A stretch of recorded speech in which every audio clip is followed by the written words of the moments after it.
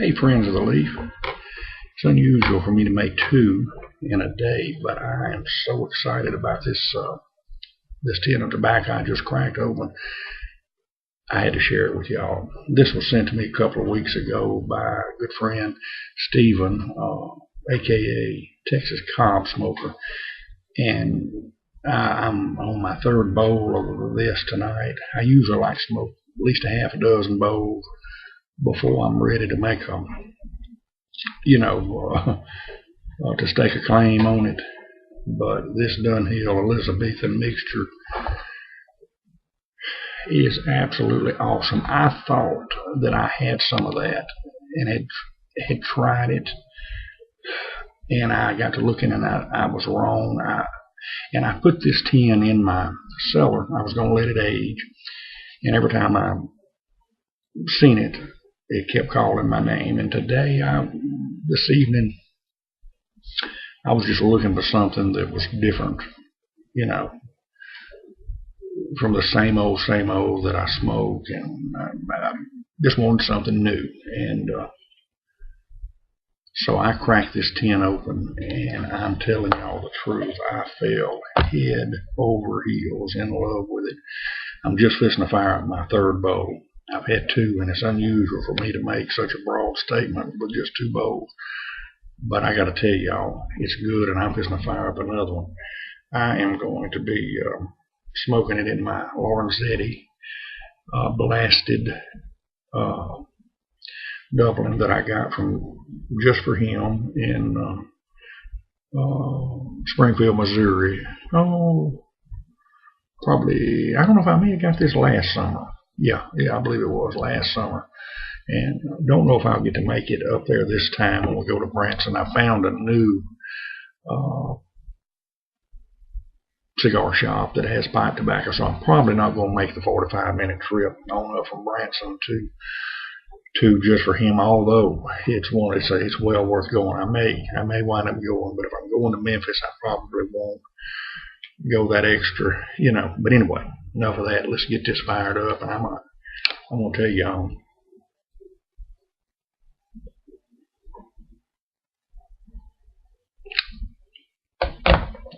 Now, I did pack it a little tight on this one, which is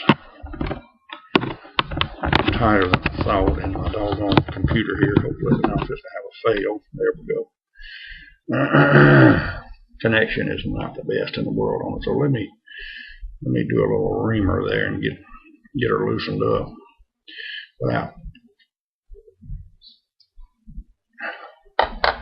without having to start over.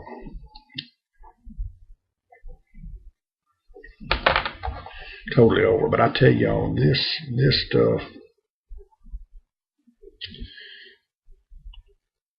blew me away.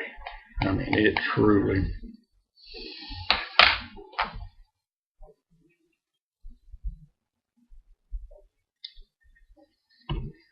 Well, we're going to have to start over. Well, I'm sure we've all run into that before.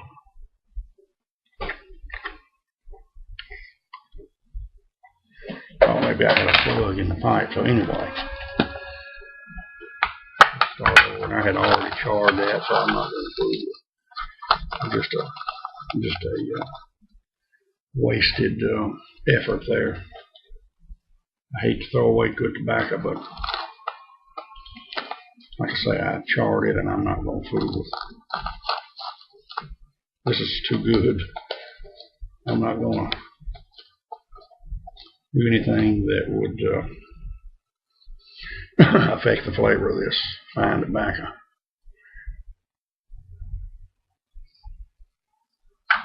Any more than I have to. And while I got the tin open, let me show y'all. This is absolutely beautiful.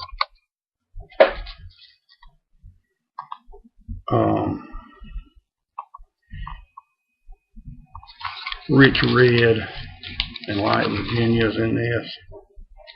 Beautiful, beautiful, and some Perique. I like a good Virginia once in a while. My favorite ribbon cut is Golden Delight from MA's, and I don't know, it's probably more than likely a Lane Limited. That's usually my go-to straight Virginia. I like some, for instance, Orlick is a little sweet for me, but I smoke it from time to time. When I cracked that tin open, I knew from the tin note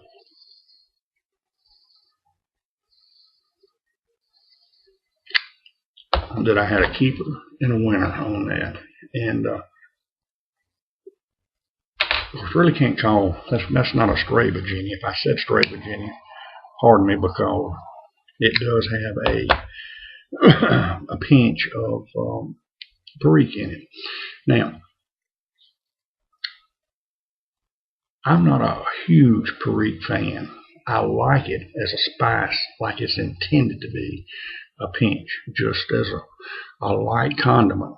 Some people go way overboard with it. Now you say, well, how can you be from Louisiana and don't like perique?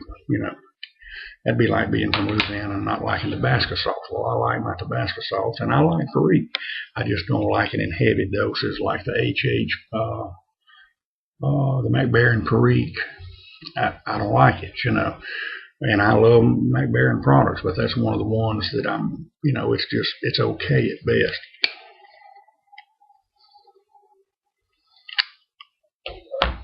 But it's more of a perique based. And I think I've heard this as a vapor, but I'm not sure. Some of you experienced guys help me out on that. But when you crack that tin open and you take your first whiff of it, you experience that Virginia hay scent. You're getting some fruitiness in it, and I cannot quite pick up what fruit, but some fruitiness. Maybe a little wheat.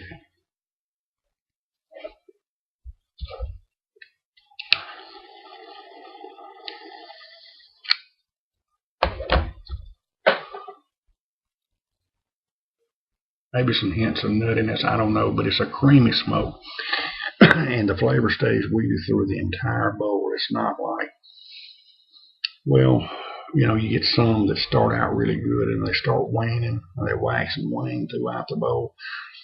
That stays with you the entire bowl. And you get that little touch of perique spiciness, but it's not overwhelming, and it don't give it that perique wang that when they've added too much to them. And this has the right amount of spice, the right amount of perique added to it, and it's absolutely delicious. It's you're getting some subtle creaminess as you go through, and it's that's right. I'm gonna lose y'all yet. I'm having some connection problems with this doggone computer on the AC part of it, and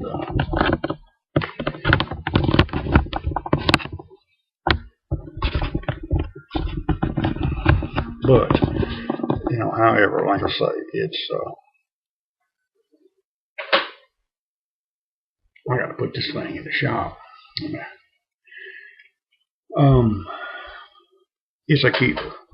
And a scale of 1 to 5, this is a solid 5. This will be our rotation from this point forward. This will be a go-to. I just did my mid-year top 5, and I'm going to say this would rank up there in the top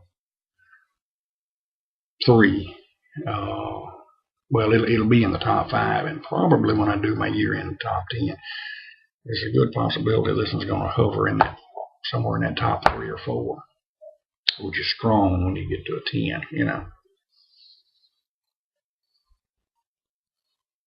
It's a little moist, but not overly. Burns cool, no tongue bite.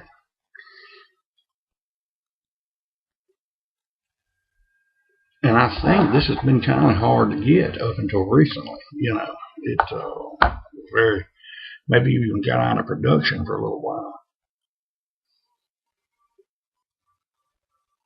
But any serious pipe smoker and serious tobacco collector owes it to themselves to add this one, to try it. And I believe when you try it, you're gonna add this one into your rotation. This is absolutely one of the best that it's just hit me right on first smoke. I mean, when I cracked it open, I said, man, I'm on to something here. So, Stephen, again, thank you. Thank you. I appreciate it.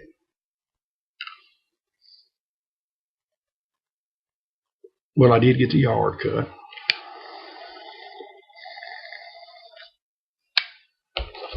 I got my boat hooked onto the truck now. I took it and washed it. I got the batteries charging now, and I doubt I do any fishing. I need to get my license. They expired the end of last day of June. So I'm not going to risk that. And I don't know if I'll have time tomorrow to go get any new ones, but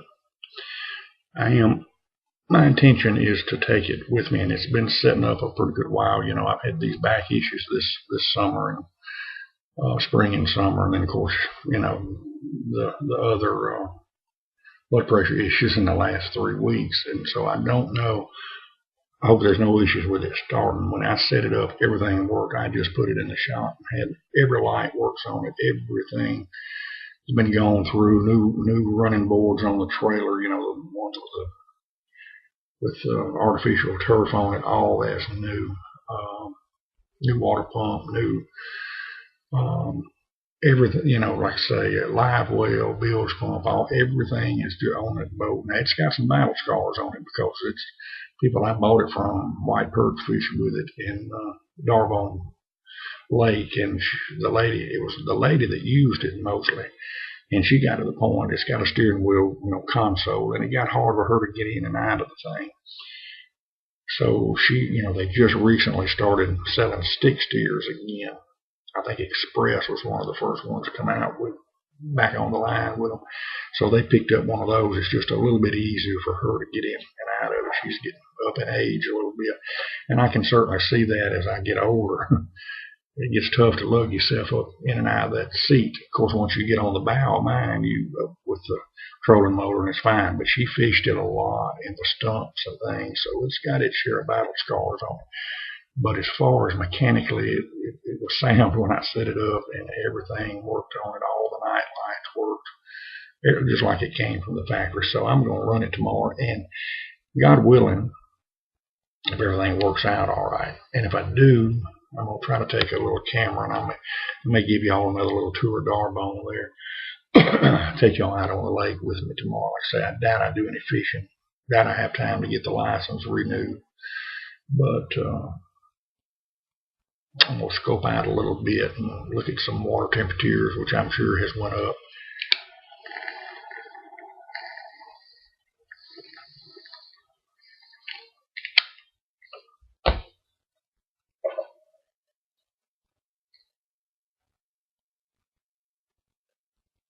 And this is good on a retro hell too, if you like to retro hell occasionally. And I do on a cigar and occasionally a pipe.